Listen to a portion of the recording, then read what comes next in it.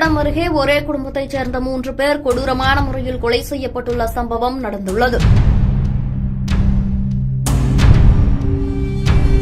திருப்பூர் மாவட்டம் பல்லடம் அருகே உள்ளது சேமலை கவுண்டன் பாளையம். அங்கு தோப்பு வீட்டில் வசித்து வந்தவர்கள்தான் தெய்வசிகாமணி அமலாத்தாள் தம்பதியினர். இருவரும் விவசாய தொழில் செய்து வருகின்றனர். அவர்களுக்கு செந்தில்குமார் என்ற மகனும் இருந்துள்ளார். இந்நிலையில் இன்று காலை வழக்கம் போல தெய்வசிகாமணியின் வீட்டிற்கு பணிக்கு வந்துள்ளார் தொழிலாளி ஒருவர். தோட்டத்திற்குள் நுழையும் போதே காத்திருந்துள்ளது அதிர்ச்சி. அங்கு தெய்வசிகாமணி ரத்த வெள்ளத்தில் உடல் முழுக்க வெட்டுக்காயங்களுடன் உயிரிழந்து கிடந்துள்ளார். அவர் மட்டுமல்லாது மனைவி மற்றும் மகனும் அதேபோல உடல் முழுக்க வெட்டுக்காயங்களுடன் ரத்த வெள்ளத்தில் சடலமாக கிடந்துள்ளனர்.